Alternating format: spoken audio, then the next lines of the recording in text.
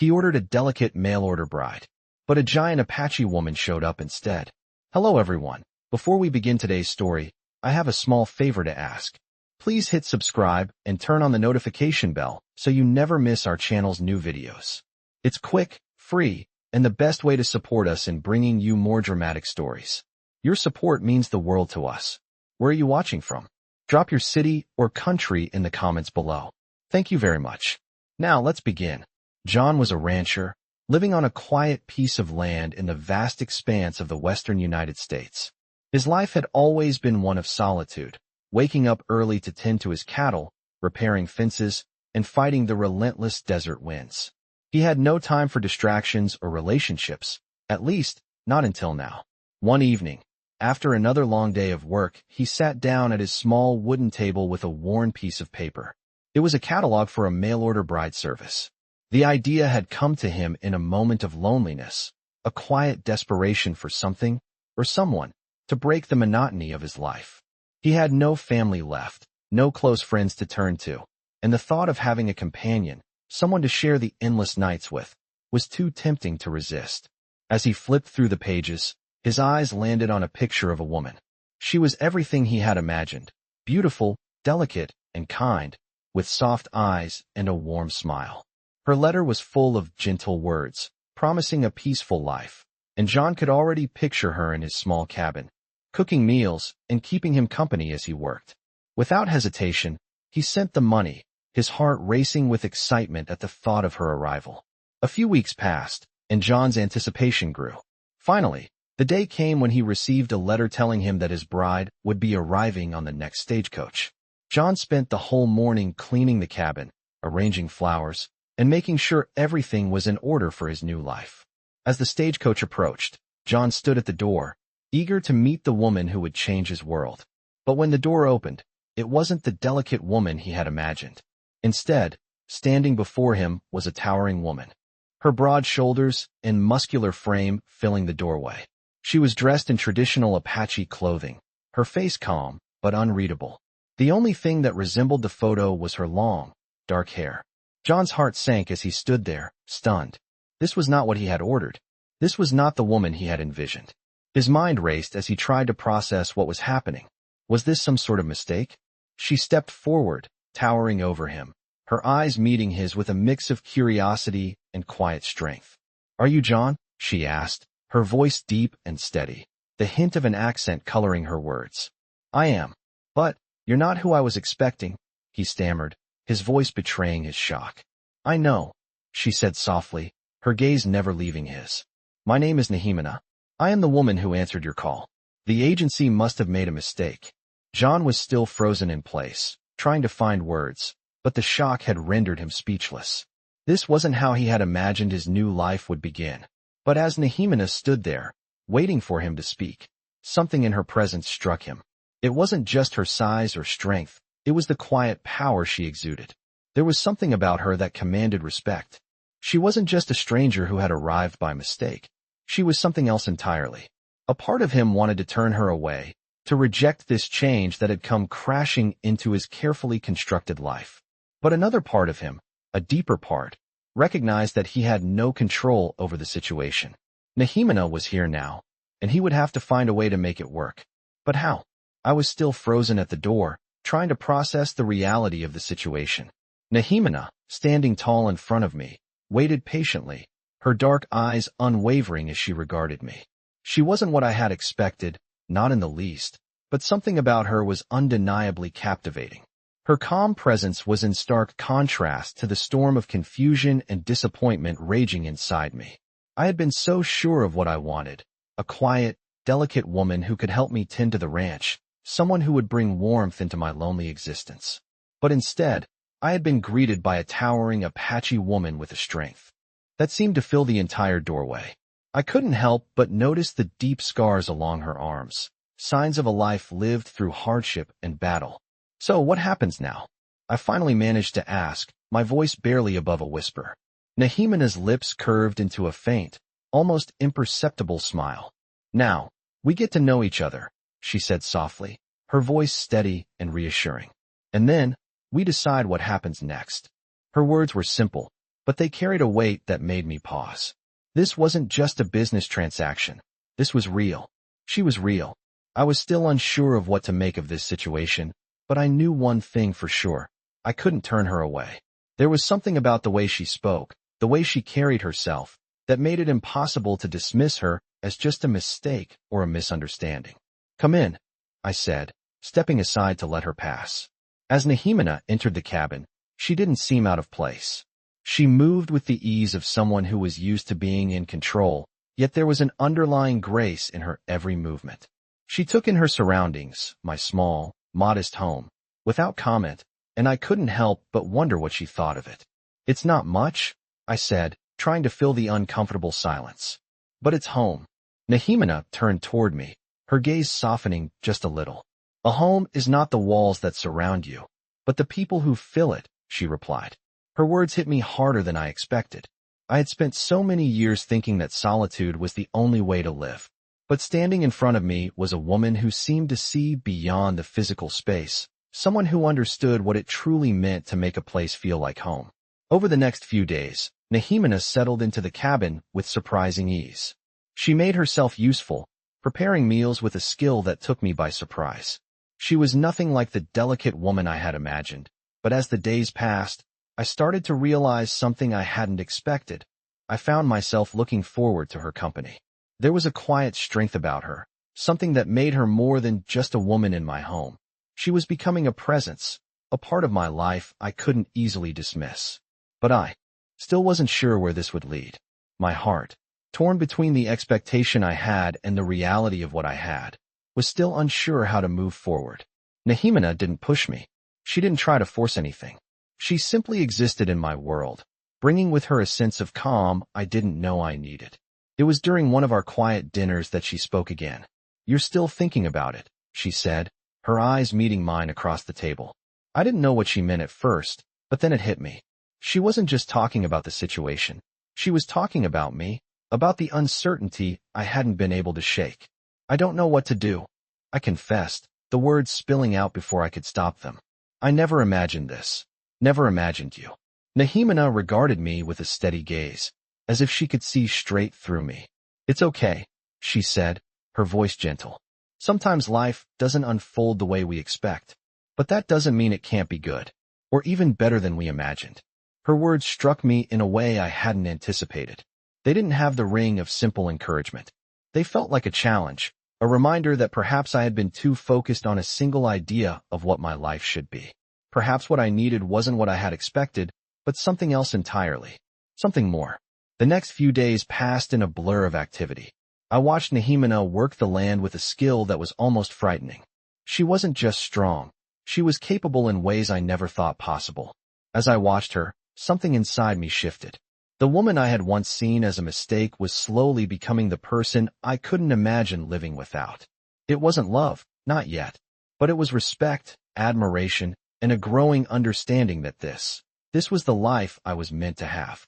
My life with her was just beginning, and while I didn't know where it would lead, I knew one thing for certain. It was a journey worth taking. I had no idea what to expect when Nehemina agreed to stay. But as the days turned into weeks, a surprising thing happened. She became indispensable to me, to my ranch, to my life. She wasn't just a woman who had arrived as a mistake. She was someone who could handle the harsh realities of ranching better than anyone I had ever met. She worked the land like it was second nature, her hands firm on the reins, her eyes sharp as she guided the cattle through the fences. The weathered land that had always felt like an insurmountable challenge was suddenly easier to navigate, simply because Nehemina was here. She was a presence that couldn't be ignored, and I found myself respecting her more every day. But despite all the admiration I had for her, I still wrestled with the fact that she wasn't the delicate bride I had envisioned. The woman I had imagined would be soft, gentle, maybe even a little shy. But Nehemina was anything but. She was strong, fierce, and unapologetically herself. One morning, as I was fixing a fence near the western boundary of the property, I heard her approaching on horseback. She had always been quiet, but this time there was something different in her demeanor. She was riding with urgency, her face set in determination. She pulled the reins sharply as she stopped in front of me. "John, we need to talk," she said, her voice calm but firm. I wiped the sweat from my brow and gave her a nod. What's going on? I asked, sensing that whatever it wasn't going to be easy. Nehemina didn't waste time. I've been hearing rumors, she said, her eyes locking with mine. There are people who think you're weak, that this ranch will be easy to take. I've seen how men like to take advantage of a man who's alone. You need to be careful. Her words hit me like a cold slap. I had always thought I could manage on my own, but hearing her speak so frankly made me realize how much I had taken for granted. I had become so used to being by myself, relying only on my own strength, that I hadn't even noticed the danger that was creeping closer. I didn't think anyone was interested in this place, I admitted, the weight of her words sinking in. The ranch isn't worth much, Nehemina. I've been barely scraping by. She shook her head. It's not about what's here. It's about you, John. You're alone, and that makes you a target. There are men who see that as an opportunity.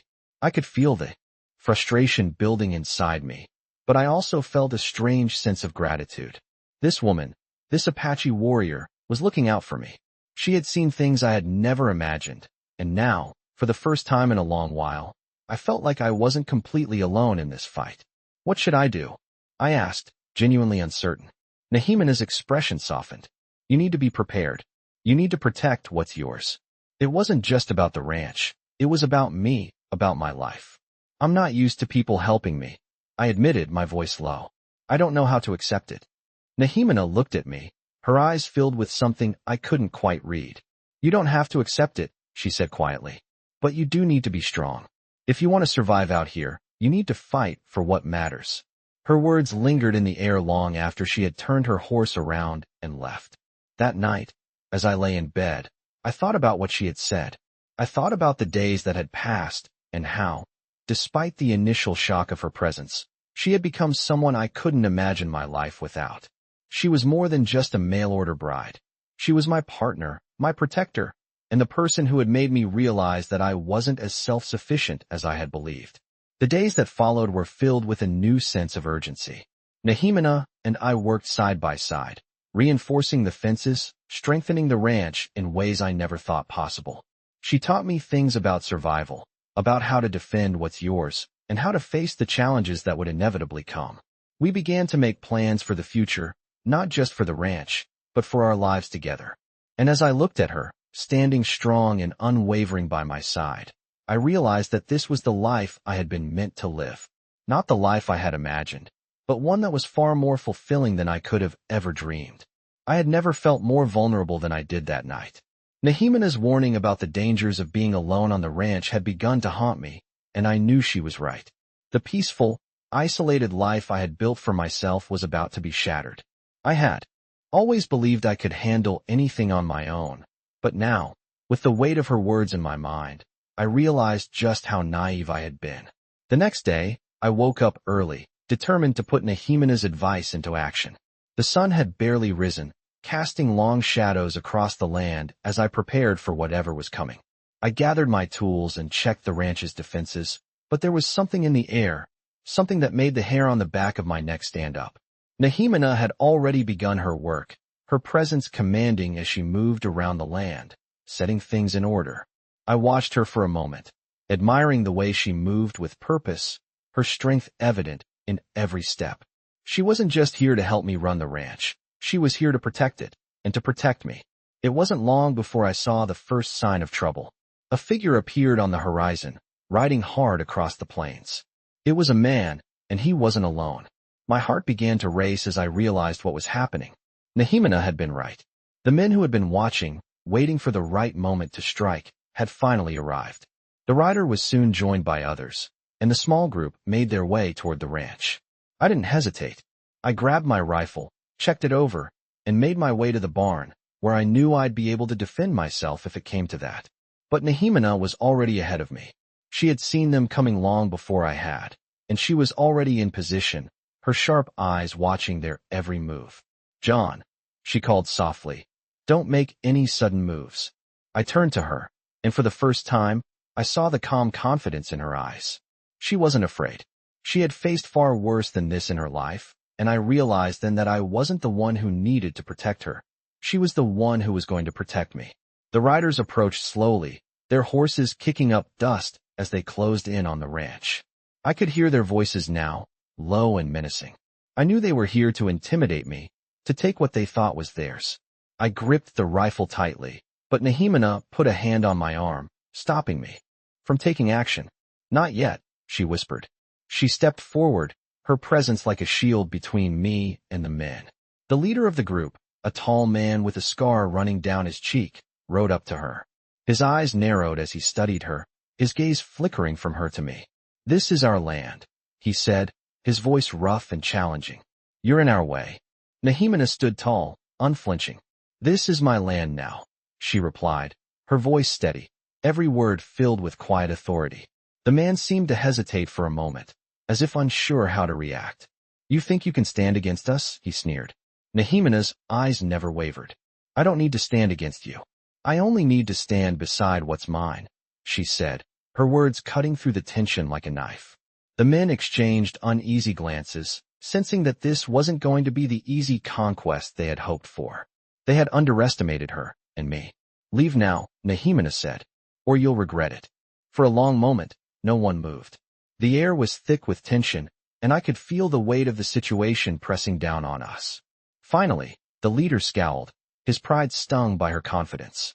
"You've got guts, I'll give you that," he muttered. "But this isn't over."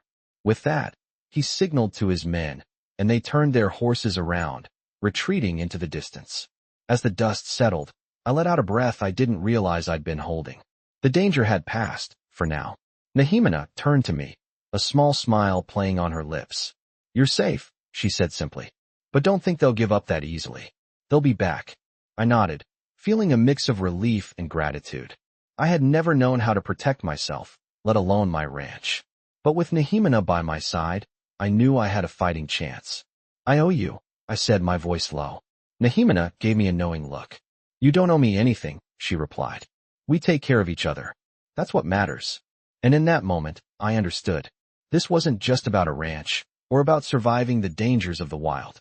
It was about the bond we were forming, one built on trust, respect, and the kind of strength that comes from standing together.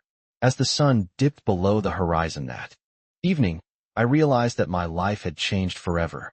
It wasn't the quiet, solitary existence I had once envisioned, but it was something better, something worth fighting for. I woke up the next morning feeling a mix of relief and unease. The riders had retreated for now, but Nehemina's words still echoed in my mind. They would be back.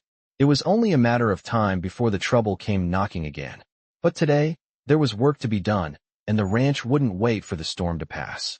Nehemina was already up, her strong hands moving effortlessly as she fed the horses and checked the fences.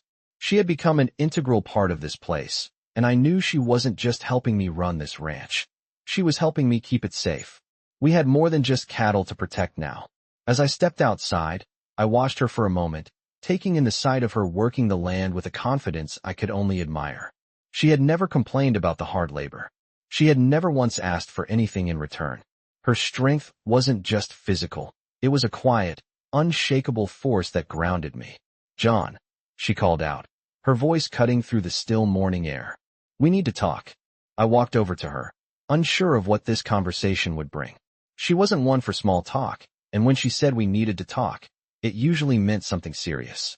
"What's on your mind?" I asked, bracing myself. Nehemina looked at me, her eyes thoughtful, but there was a hint of concern in them that I hadn't seen before. "We're not just dealing with petty thieves, John," she said, her tone steady. "The men who came yesterday are just the beginning. There are others, men who would do anything to take what they want. And they won't stop until they've taken everything." Her words struck me like a cold wave. I had known the dangers of living in the West, but I hadn't fully realized how far some would go to claim what wasn't theirs. "So what do we do?" I asked, feeling the weight of the situation settling in. Nehemina didn't hesitate. "We prepare. We reinforce the ranch and set traps. We don't wait for them to come. We make it clear that this place is off limits. We fight back." Her confidence was contagious, and despite the fear gnawing at my insides, I knew she was right. We had to stand our ground. That day, we worked side by side, fortifying the ranch as best as we could. Nehemina's resourcefulness amazed me. She knew how to build barriers, set up defenses, and even use the land to our advantage. I had never thought of the ranch as a fortress before, but with Nehemina's guidance, it started to feel like one. By the end of the day, we had a plan in place. We were ready for whatever came our way. As we stood on the porch that evening, watching the sun set over the hills, I felt a strange sense of peace. I had never imagined my life would turn out like this. Working alongside a woman who was as strong as she was wise, facing down danger together. It wasn't the quiet, peaceful life I had envisioned when I first sent for a bride, but it was more than I could have ever asked for. Nehemina was more than just a partner in this life. She was my equal, and together, we would face whatever challenges came next. That night, as the stars filled the sky above us, I couldn't help but feel a deep sense of gratitude for the path that had led me to her.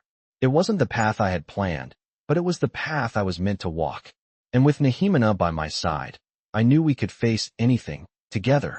I woke up to the sound of hooves on the dirt road, a sound that made my heart race with anticipation and fear. Nehemina had warned me, and the preparation we had made together had put us in a better position than before, but I knew that the real test was still ahead. The men who had come before were nothing compared to the ones who would come next. They were stronger, smarter, and more determined. As I stepped outside, I saw the dust rising on the horizon. The riders were coming. Nehemina was already at the edge of the porch, her eyes scanning the distance, alert. She didn't need to say anything for me to know what she was thinking. We had prepared, but now it was time to see if we could hold our ground. "They're here," she said quietly, her voice steady, but filled with a tension that matched mine. I nodded, reaching for my rifle. But Nehemina held up a hand to stop me. "Not yet," she said. "We wait." It felt like an eternity as we stood there, watching the riders grow closer, the sound of their horses growing louder in the stillness of the morning. There were 5 of them, all armed, all looking as though they had come to take what was rightfully theirs, what they thought was rightfully theirs. My hands were shaking, but I kept my focus on the men as they approached.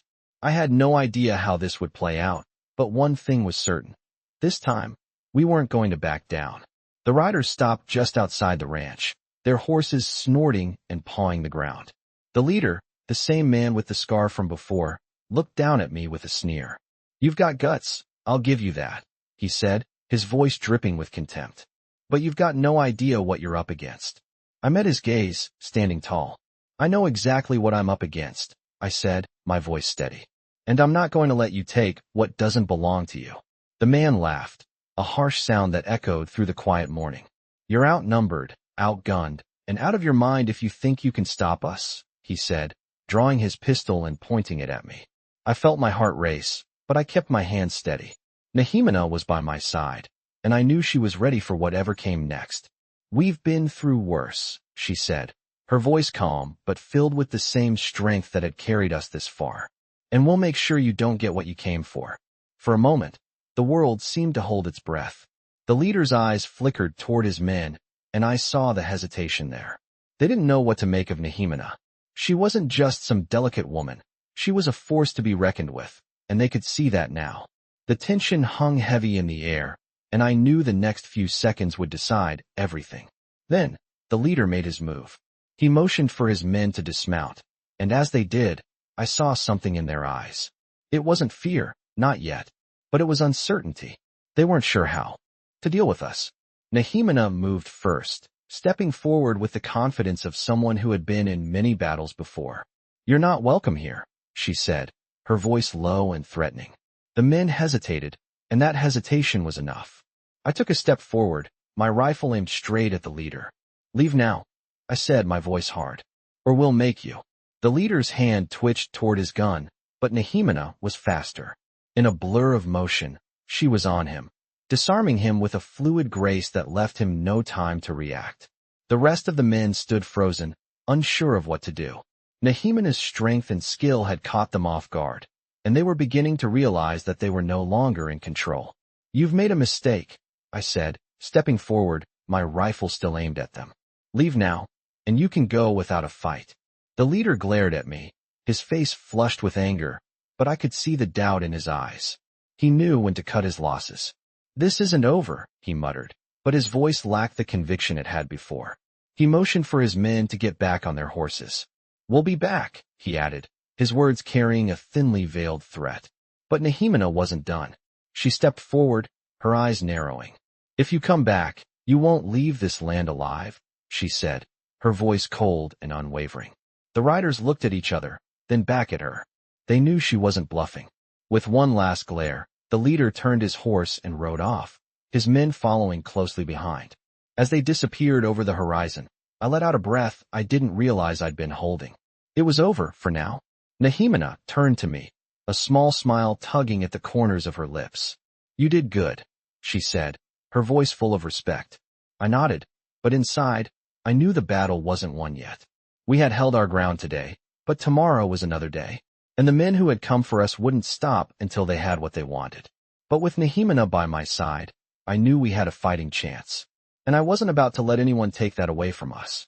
I woke up that morning with a sense of unease hanging over me, despite the victory we had claimed the day before. Nehemina's words echoed in my mind. The men who had come before were just the beginning, and they would be back. As I walked out of the cabin and into the crisp morning air, I could see that Nehemina had already risen. She was outside, checking the traps we had set the previous day, her gaze constantly shifting, always alert. I approached her, the weight of the situation heavy on my chest. "We need to talk," I said, my voice low. Nehemina stopped what she was doing and turned toward me, her eyes locking with mine. "I know," she replied simply, her calm demeanor never faltering. "They'll come again." I nodded, my hands instinctively reaching for my rifle, but she stopped me with a single look. "We're not going to run," she said firmly. "We're not going to hide." I felt the weight of her words settle deep within me. It wasn't just about protecting the ranch anymore. It was about standing our ground, about facing whatever came next with strength and determination.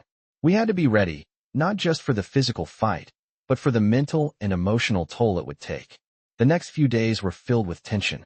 We worked the land, fortified the ranch, and set up new defenses. Nehemina's leadership was unwavering, and I followed her lead without question. She taught me to think beyond the obvious, to anticipate every move the enemy might make. I learned to trust her instincts, knowing that she had been through far worse than anything we might face here. But as the days passed, the looming threat of violence began to feel less like a distant possibility and more like an inevitable truth. We couldn't ignore it forever. It was during one of these long days of preparation that we heard the sound of approaching horses. The riders were back. This time, there were more of them, at least a dozen men, all armed, riding toward the ranch. I felt the tension in my body rise, my hand instinctively reaching for my rifle, but Nehemina was already moving. "Stay calm," she said, her voice steady. "We've prepared. Now, we stand together." I took a deep breath and nodded. Together, we would face this, whatever it was. The riders stopped just outside the ranch, the sound of their horses echoing through the silence. The leader, the same man with the scar, dismounted first, his eyes scanning the land as if he were already claiming it as his own. He turned to face us, his expression cold and calculated. "You've got guts," he said, his voice dripping with disdain. "But guts won't save you. You don't belong here." I stood my ground, rifle in hand, but it was Nehemina who spoke first, her voice cutting through the tension like a knife. "This land belongs to us," she said, her words filled with quiet authority. "And you'll leave it. Now." The leader sneered, clearly not expecting such a response. "You think you can stop us? You think you can fight all of us?" he taunted, his men shifting uneasily behind him. Nehemina didn't flinch. "We don't have to fight you all," she said, her voice calm but firm. "We only need to stop you." For a long moment, the leader didn't move. He studied Nehemina, sizing her up, clearly trying to decide if she was bluffing. But he knew better than to underestimate her. He had seen what she was capable of before. He motioned for his men to dismount, and I could see the hesitation in their eyes.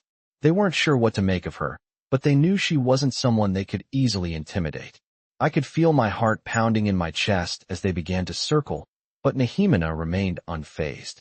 She stood tall, her stance strong, ready for whatever would come next. "You've made a mistake," I said, my voice low, but filled with conviction. "And you're about to pay for it." The leader's face darkened, his anger rising. "You're making a big mistake, cowboy," he snarled, his hand twitching toward his pistol. But before he could draw it, Nehemina was already moving. She was a blur of motion, swift and precise. In an instant, she had disarmed him, her strength and skill leaving him no room to react. The other men stood frozen, unsure of what to do. They had expected a fight, but they hadn't anticipated Nehemina's speed and precision. I could see the fear starting to creep into their eyes. They weren't dealing with just anyone. They were dealing with someone who knew how to fight, someone who wasn't afraid to protect what was hers. The leader, his face red with humiliation, motioned for his men to retreat. "We'll be back," he said, his voice laced with fury.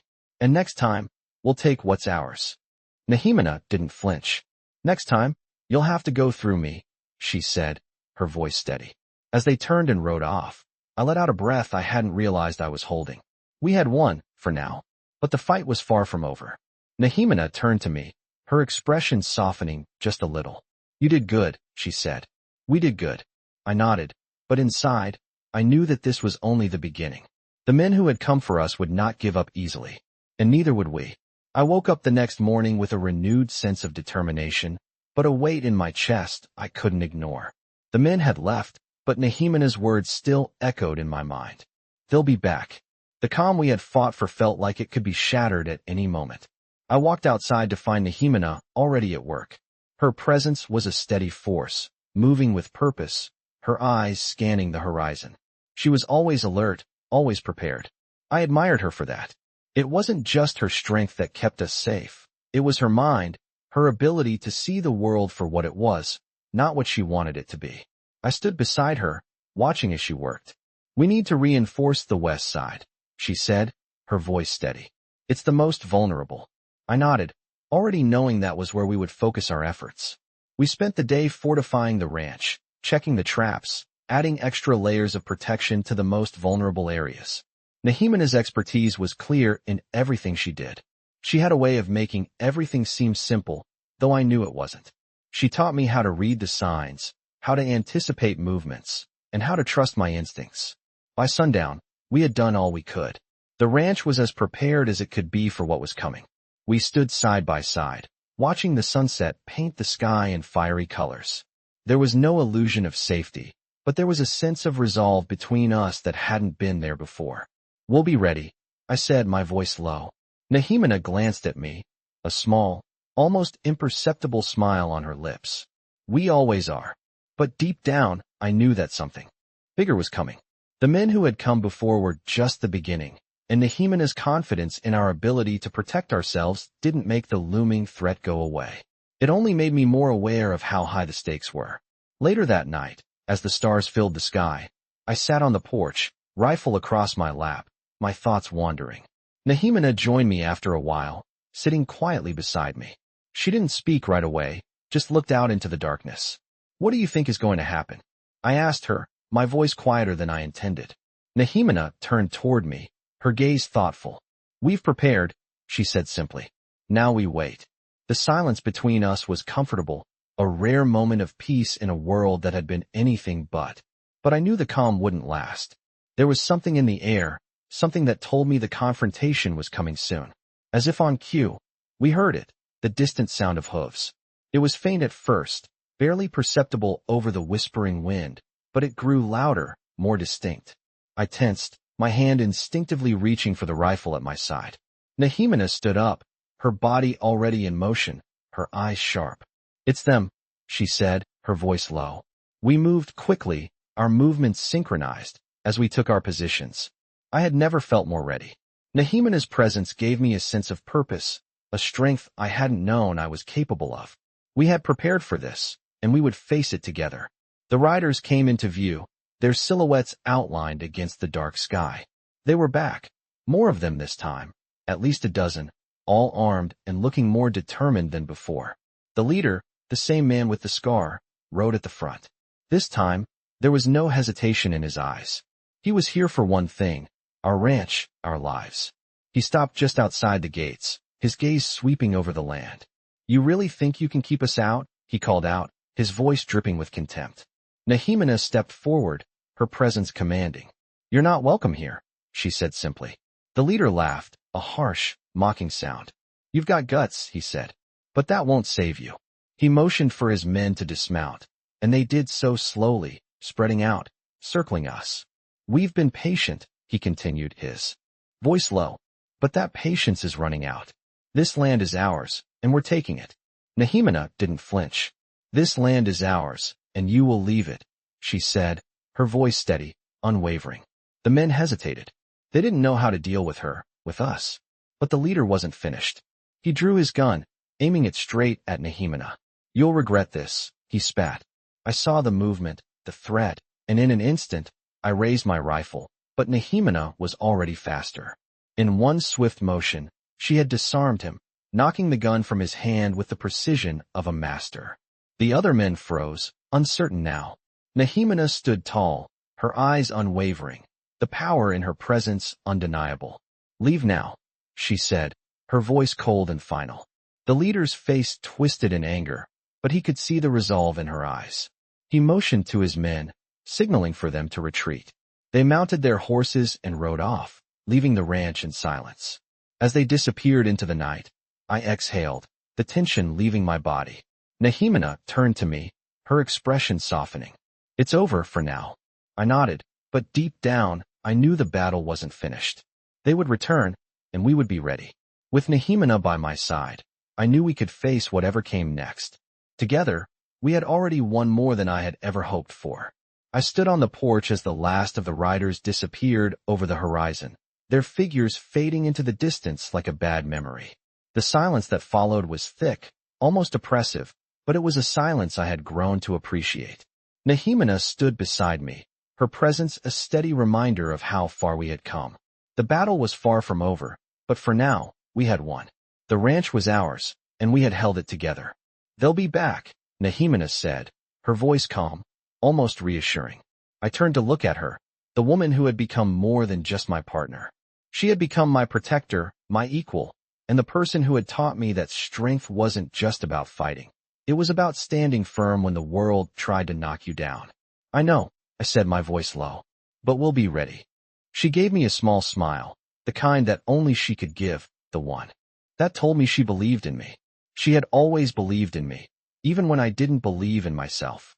In the weeks that followed, we continued to work the land, reinforcing our defenses and preparing for the inevitable return of the men who thought they could take what wasn't theirs. We didn't wait for them to come. We took action, anticipating their every move.